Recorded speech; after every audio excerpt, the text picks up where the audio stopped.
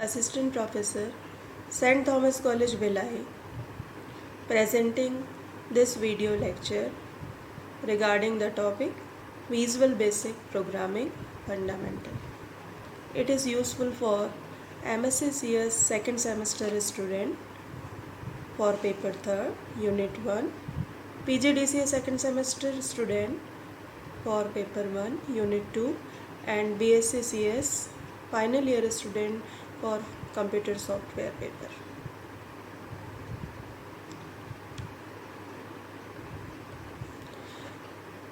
चलिए, last video में हमने देखा था विजुअल बेसिक क्या होता है, तो थोड़ा सा मैं बता देती हूँ। विजुअल बेसिक एक प्रोग्रामिंग लैंग्वेज है जिसका use window base application develop करने के लिए किया जाता है।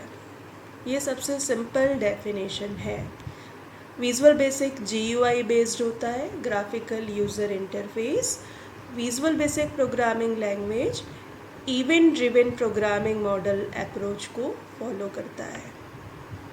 इसमें सभी तरह की coding properties, methods and events पर बेस्ड होती है। हर प्रोग्रामिंग को लिखने का एक अपना तरीका होता है। चलिए, इस लेक्चर में हम यही देखते हैं। या हम देखेंगे ब्रीफ हिस्ट्री ऑफ बेसिक, ये हम पहले ही जानते हैं। Visual basic was introduced in 1991। Constants, एक नॉर्मल प्रोग्रामिंग लैंग्वेज में एक स्टेटमेंट कई चीज़ों से मिलकर बना होता है। आपको कोई भी प्रोग्राम बनाना है तो उसमें स्टेटमेंट आपको लिखना होगा, और स्टेटमेंट कॉन्स्टेंट्स, वेरिएबल्स और बहुत सारी चीज़ों से बना होता है। उसमें हम देखते हैं कांस्टेंट क्या होता है। This are the quantities whose values does not change during the execution of the program. A constant is a meaningful name that take the place of a number or a string that does not change. ऐसी quantities जिसको हम programme के execution के duration में नहीं बदलना चाहते हैं, वो हम कांस्टेंट में स्टोर कर देते हैं। In visual basic there are 2 types of constants, intrinsic और system defined constants, and second one symbolic और यूज़र डिफाइंड कांस्टेंट्स। यदि हम चाहें तो हम खुद का कांस्टेंट बना सकते हैं। उसके लिए सिंटैक्स यूज़ करेंगे public, private, const keyword, constant name, as, data type and other expression. The following example will explain the use of declaring the constant. देखिए हम किस तरह से विजुअल बेसिक में कांस्टेंट डिक्लेयर कर सकते हैं। पाई हम सभी जानते हैं, पाई की वैल्यू 3.14 होती है, तो उसे फिक्स करने के लिए हमने कॉन्स्ट कीवर्ड यूज़ किया है। अब ये कांस्टेंट बन चुका है। The const statement can also be use to define string constants. हम स्ट्रिंग भी स्टोर कर सकते हैं। कॉन्स्ट कीवर्ड, कांस्टेंट का name, any string that you want to store. Next topic, variables. These are the quantities whose values does not change during the execution of the these are the quantities whose value does change during the execution of the program. Variables are the major components in programming with Visual Basic, and program cannot be created without the use of them. कोई भी programme variable के बिना नहीं बन सकता है। The variable name is the identifier use to identify the data. एक identifier को आप नेम देते हैं, उसमें डेटा स्टोर करते हैं। वेरिएबल्स के अपने कुछ रूल्स होते हैं वेरिएबल डिक्लेयर करने के। Must be less than 255 character, no spacing is allowed, it must not begin with a number, period is not permitted but underscore is permitted. Variable को कैसे डिक्लेयर करेंगे? विजुअल बेसिक में dim statement का use होता है, फिर variable का name और किस टाइप का आपको डिक्लेयर करना है। There are other way to declare variable, कई तरीके हैं वेरिएबल डिक्लेयर करने के. Declaring a variable in the declaration section of a form में आप डिक्लेयर कर रहे हैं, स्टैंडर्ड मॉड्यूल में डिक्लेयर कर रहे हैं, या क्लास मॉड्यूल में डिक्लेयर कर रहे हैं. वेरिएबल को आप पब्लिक बनाना चाह रहे हैं पब्लिक कीवर्ड का यूज़ करके, या लोकल वेरिएबल बनाना चाह रहे हैं, प्राइवेटली यूज़ करना चाह रहे हैं स्टैटिक कीवर्ड का यूज़ करके. इम्प्लिसिट डिक्लेयर भी कर सकते हैं वेरिएबल को, और एक्सप्लिसिट. चलिए दोनों में क्या डिफरेंस है थोड़ा सा हम देखते हैं. You don't have to declare a variable before using it. For example, you could write a function where you don't need to declare temp var before using it. Visual basic में बोलता है कि आप वेरिएबल डायरेक्ट यूज़ कर सकते हो, उसको declare करने का ज़रूरत नहीं है. जैसे कि ये फंक्शन बना हुआ है, इसमें ये वेरिएबल टेम्प वेर है, इसमें हमने डायरेक्ट टेम्प वेर के साथ में काम किया है. इसमें जिस भी टाइप की वैल्यू स्टोर होगी उस टाइप का वो वेरिएबल ट्रीट करेगा. Visual Basic automatically create a variable with that name which you can use as if you had explicitly declared it. While this is convenient, it can lead to subtle errors. Your code if you misspell a variable name. बोलता है कि यदि आपने किसी कारण से वो variable को नेक्स्ट लाइन में बाय मिस्टेक स्पेलिंग चेंज हो गई है आपसे गलती से, तो विजुअल बेसिक उसको एक अलग वेरिएबल के जैसे ट्रीट करेगा. जैसे देखिए यहाँ पर टेम्प वेर है और यहाँ पर हम पी लगाना भूल गए हैं, टेम्प वेर. ये बिल्कुल एक जैसा ही दिख रहा है. When Visual Basic encounter a new name, it can't determine whether you actually mean to implicitly declare a new variable or you just misspelled an existing. Visual basic को कैसे पता चलेगा कि आपने मिसस्पेल किया है? ये प्रॉब्लम से बचने के लिए हमें वेरिएबल को एक्सप्लिसिटली डिक्लेयर करना चाहिए. To avoid the problem of missing variables, you can stipulate that visual basic always want you whenever it encounter a name not declare explicitly as a variable. तो ये देखिए हमने यही फंक्शन में dim temp var हमने variable declare किया है, और यहाँ पर हमने फिर से मिस स्पेल हुआ है. Now you understand the problem immediately because Visual Basic would display an error message for incorrectly spelled temp var because the option explicit. तो हमें दोनों चीज़ों में डिफरेंस समझ में आ गया.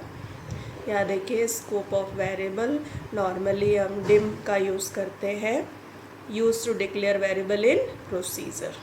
स्टैटिक कीवर्ड का यूज़ करते हैं, use to declare variable in procedure. Each time the procedure is called the data is stored in variable declared with this keyword are retained.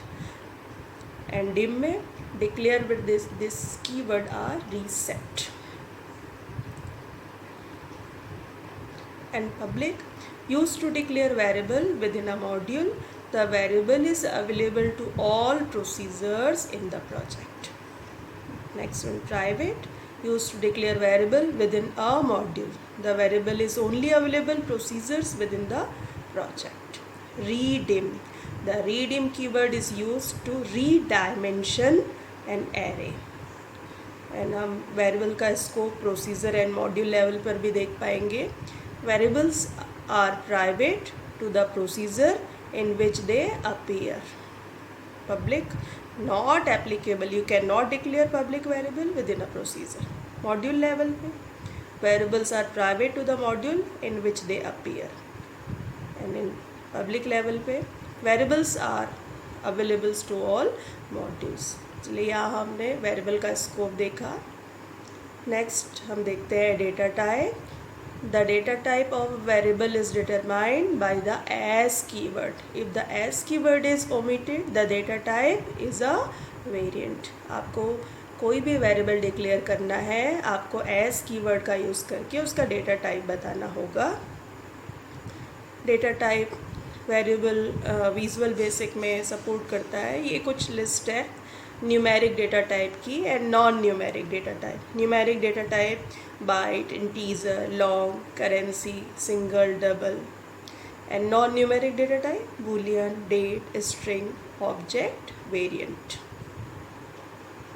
Operators, जैसा कि हमें पता है कोई भी एक्सप्रेशन बिना ऑपरेटर के यूज़ के नहीं बन सकता।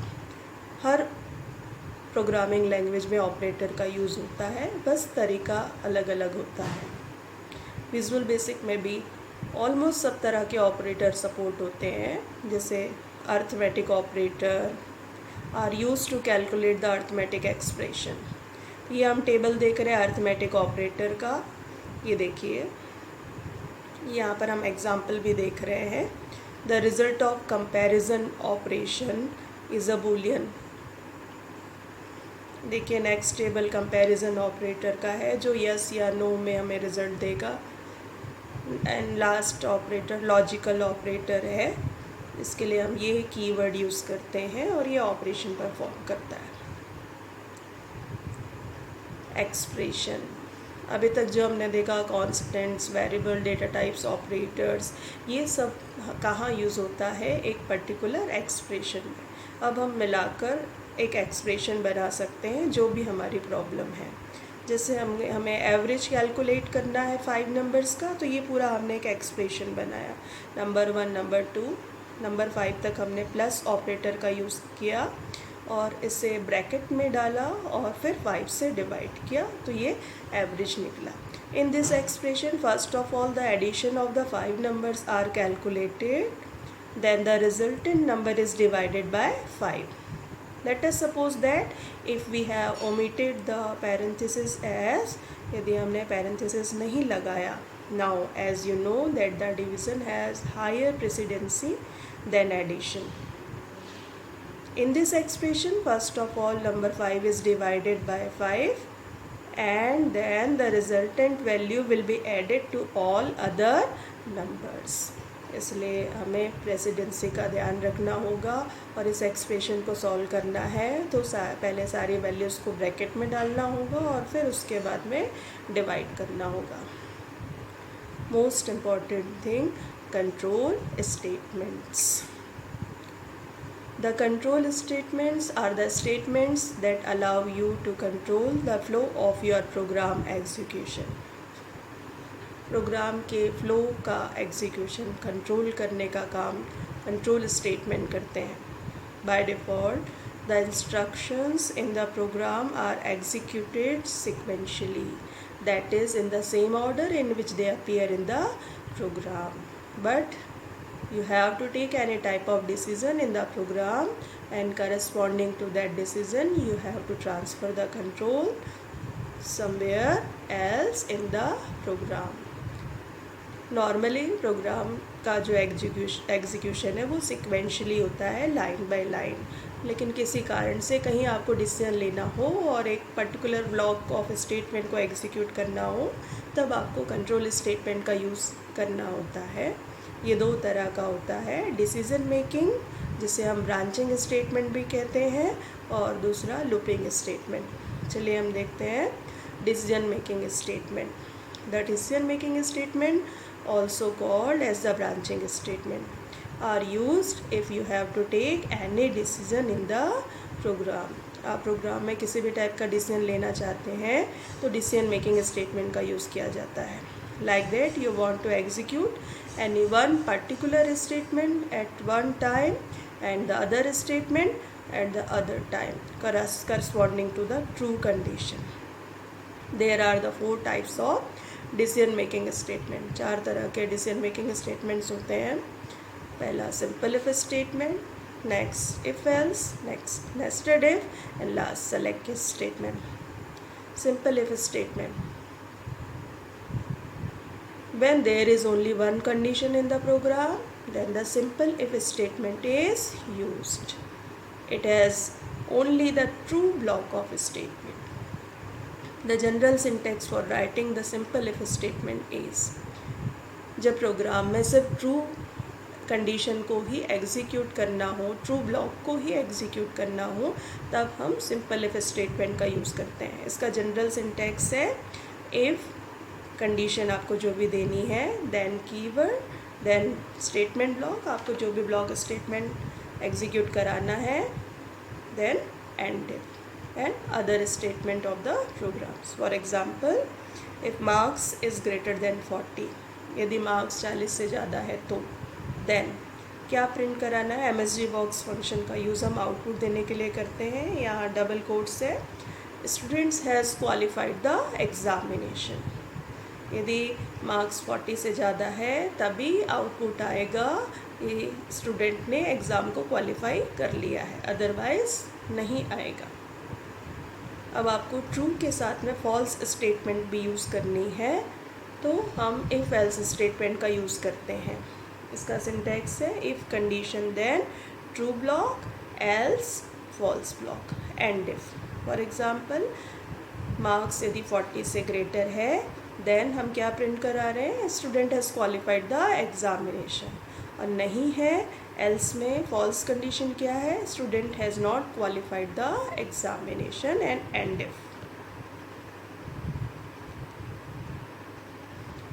If you have more than 2 condition. अगला फॉर्मेट हम देख रहे हैं नेस्टेड इफ स्टेटमेंट. जब हमारी कंडीशन 2 या 2 से अधिक होती है तो हम नेस्टेड इफ़ का यूज़ करते हैं. तो देखिए, एक इफ़ के अंदर दूसरा इफ़ कैसे करते हैं. उसका syntax if condition 1 then true statement block else के अंदर हमने फिर से इफ़ के साथ में सेकंड कंडीशन दी, उसका अपना स्टेटमेंट ब्लॉक, उसका else and if and outer वाले इफ़ का and if. If marks is greater then 80, यदि मार्क्स 80 से ज़्यादा है तो एमएसजी बॉक्स हमने डबल कोट्स में ग्रेड को प्रिंट कराया, ए ग्रेड मिल रहा है. एल्स यदि मार्क्स 80 से ज़्यादा नहीं है तो हमने चेक कराया क्या मार्क्स 60 और 80 के बीच में है, तो हमने उसकी ग्रेडिंग कर दी बी. यदि ऐसा भी नहीं है तो हमने फिर से एल्स वाले पार्ट में फिर चेक कराया क्या मार्क्स 40 और 60 के बीच में है, तो हमने सी ग्रेडिंग कर दी. ये भी कंडीशन फॉल्स होती है तो एल्स में हमने स्टूडेंट को क्या प्रिंट कराया, स्टूडेंट इज़ फेल. यहाँ डबल कोट से इक्वल टू साइन नहीं आता है एमएसजी बॉक्स में. ये इनर वाला इफ़ का एंड इफ़ है, ये नेक्स्ट एंड इफ़ है, और ये सबसे आउटर वाले का एंड इफ़ है. अब एक और फॉर्मेट हम नेस्टेड इफ़ का देखते हैं, ladder if. If condition 1 then statement block, फिर एल्स इफ दूसरी कंडीशन है, फिर एल्स इफ आप जितना चाहे यूज़ कर सकते हैं. लास्ट में एल्स एंड सबसे लास्ट में एंड इफ. वही एग्जाम्पल फिर से देखें. मार्क्स 80 से अबव है तो ग्रेड ए दे दिया हमने. एल्स इफ मार्क्स 60 एंड 80 के बीच में है तो हमने बी ग्रेडिंग कर दी. एल्स इफ 40 to 60 के बीच में है तो सी ग्रेडिंग कर दी. एल्स ये तीनों कंडीशन नहीं है तो यहाँ आएगा आपका कंट्रोल, और हमने प्रिंट करा दिया स्टूडेंट इज़ फेल. देखिए, और अब ये लास्ट फॉर्मेट है डिसीजन मेकिंग स्टेटमेंट का, select case statement. The select case structure is used as an alternative to if then else for selectively executing one block of students from among multiple block of statements. मतलब बहुत सारे block में से कोई एक choose करना हो तो if then else से बेटर चॉइस सेलेक्ट केस है. इसका जनरल सिंटैक्स है select case expression. Case expression 1 उसका स्टेटमेंट ब्लॉक, फिर case expression 2 and so on. Last one case else and end with and select. For example, dim name as a string. name नाम का variable लिया, उसका data type string है. Name में हमने input box के through name enter करवा लिया. इनपुट बॉक्स फंक्शन का यूज़ इनपुट लेने के लिए किया जाता है. हमने जो यूज़र से नेम लिया वो नेम में स्टोर हो गया. इस नेम को हमने चेक करने के लिए सेलेक्ट केस में डाल दिया. पहला केस में हमने लिखा कि यदि नेम में यूज़र ने मनदीप डाला है तो हमने आउटपुट बॉक्स में प्रिंट करा दिया योर नेम इज़ मनदीप. और अदर स्टेटमेंट भी हमने प्रिंट करा दिए, you are king, I didn't know, you are life, and जो भी हम स्टेटमेंट पर्टिकुलर केस के मैच करने पर प्रिंट कराना चाहते हैं वो हम यहाँ पे लिख सकते हैं. लेकिन यदि नेम मनदीप नहीं है तो अगला केस चेक होगा. यदि ये नेम है तो हमने ये पर्टिकुलर एमएसजी बॉक्स प्रिंट करा दिया देन नेक्स्ट वन, इनमें से कुछ भी नहीं है तो हमने एल्स में प्रिंट करा दिया I don't know you, and last में हमने सेलेक्ट केस को क्लोज किया एंड सेलेक्ट से। सेलेक्ट केस के कई फॉर्मेट होते हैं। यदि हमको इस तरह का कुछ कंडीशन चेक करना है तो case is select case option, each case can be matched on a comparison test. देखिए इतना अच्छा ऑप्शन है हमारे पास में ये। और भी यदि आपको रेंज के साथ में काम करना है तो सेलेक्ट केस का ये वाला फॉर्मेट भी अवेलेबल है। अब नेक्स्ट स्टेटमेंट देखते हैं, looping statement. When a single statement or a set of statements are to be executed again and again, then the looping statements are used. यदि हमको कोई set of statement bar bar execute करवाना है तो फिर हम लूपिंग स्टेटमेंट का use करते हैं। In other words, we can say that loop is a set of program instruction that execute repeatedly. Loops play important roles in program because you will need to repeat section of a program to process multiple data values. Programming structure का बहुत ही important part होता है looping statements. The following are the various looping statements in visual basic. हम यहाँ पर कुछ visual basic के लूपिंग स्टेटमेंट्स देखेंगे। उसमें फर्स्ट है while when loop. The while when loop execute a block of statements while a condition is true. ये particular syntax है, ये एग्जाम्पल है। जब तक नंबर 0 से छोटा है, यहाँ पर हमने एक इनिशियल वैल्यू दे दी है -1, ये लूप एग्जीक्यूट होता रहेगा। नंबर जैसे ही अंदर आया आपसे पूछेगा एंटर अ पॉजिटिव नंबर। यदि आपने पॉजिटिव नंबर एंटर हुआ, ये 0 से ग्रेटर है तो वो मैसेज प्रिंट करा देगा number is positive. Else the number is negative enter again. ये तब तक चलता रहेगा जब तक आप पॉजिटिव नंबर एंटर ना कर दें। सेकेंड फॉर्मेट है do while loop. The do while loop is the most common looping statement that you will put in Visual Basic program. The do while is exit control loop. Do while work with comparison expression just as the if statement does. ये आप उसका statement देख सकते हैं। Do while condition statement block loop. The do while loop continue executing a block of Visual Basic statement as long as comparison test is true. As soon as comparison test become false, the loop terminate. Next format है do until loop. Do until condition other statement block then loop. You can use the do while or do until for almost any loop. Most important loop, the general syntax for next loop. इसका general syntax है, ये comment देने के लिए use होता है single quote. The for loop also create a loop unlike the do loop. However for loop repeat for a specified number of times. ये देखिए फॉर, ये हमने सिंटैक्स यूज़ किया है counter variable, starting value to ending value, step value कितने step आप use करना चाह रहे हैं इंक्रीमेंट के। जैसे आपको टेबल प्रिंट करना है तो आपने लिखा i = 1 to 10 और यहाँ पर स्टेप आपने 5 कर दिया तो वो 5 पॉइंट इंक्रीमेंट करेगा। और आपने यदि कुछ भी नहीं यूज़ किया है, स्टेप नहीं लगाया है, तो बाय डिफ़ॉल्ट वो 1 से इंक्रीमेंट करेगा। A simple example will help demonstrate how the for loop work. यहाँ देखिए following programme compute the total of number from 1 to 10, 1 से लेकर 10 तक का टोटल निकाल के दे रहा है। और वो ऐड करने के लिए हम एक वेरिएबल हमने सम लिया, उसमें 0 स्टोर कर दिया है। फॉर लूप चलाया हमने नंबर = 1 to 10 और आपका लूप चलना शुरू हो गया है और यहाँ पर सम में वो नंबर आपका ऐड होता जा रहा है। यहाँ पर आएगा नेक्स्ट स्टेटमेंट आएगा और आपका एक एक करके इंक्रीमेंट होता जाएगा। फर्स्ट टाइम सम में 0 + 1 हुआ, वो जाकर स्टोर हो गया। फिर नेक्स्ट टाइम ये 2 हुआ तो आपका 1 + 2 स्टोर हो जाएगा। फिर ये 3 हुआ, ऐसा करके लास्ट में फाइनल रिजल्ट आपको मिल जाएगा किसमें, सम में।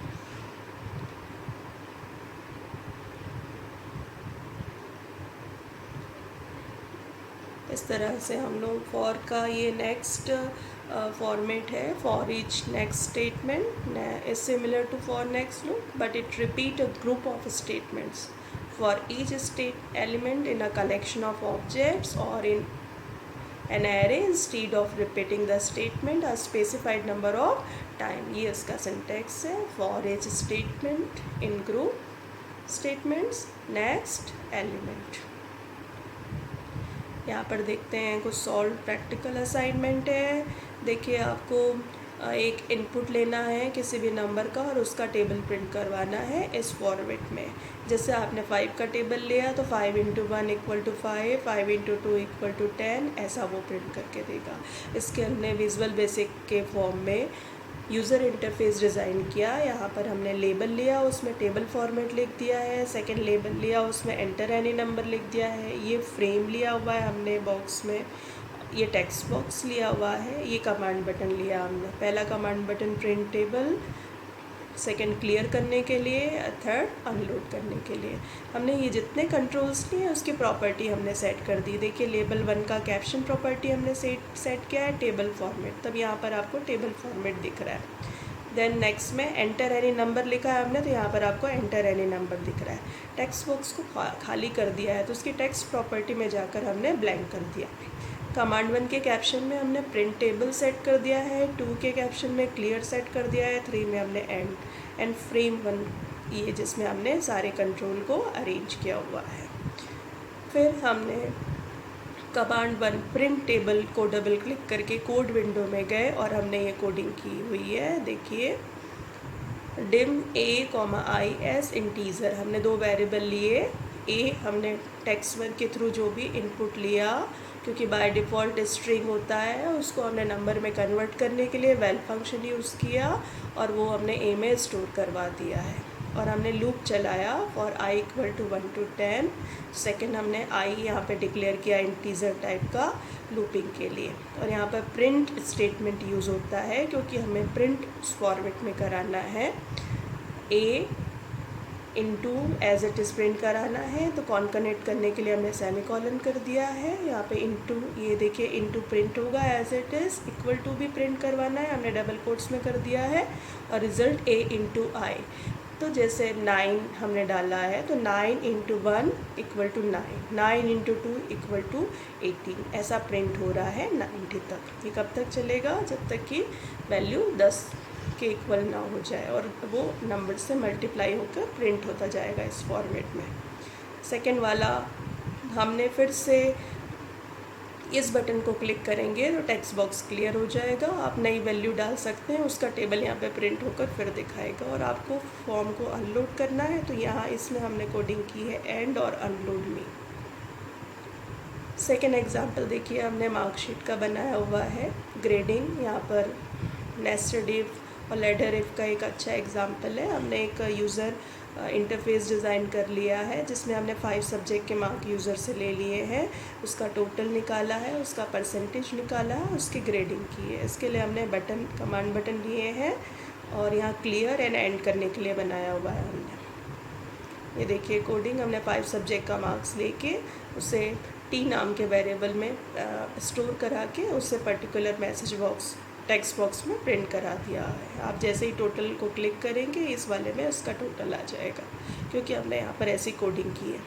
नेक्स्ट वाले में हमने 5 से डिवाइड करके परसेंट निकाल दिया है. इस यहाँ पर हमने कोडिंग की, इसको आप क्लिक करेंगे तो यहाँ पर उसका परसेंट निकल जाएगा. अब ग्रेडिंग के लिए हमने यूज़ किया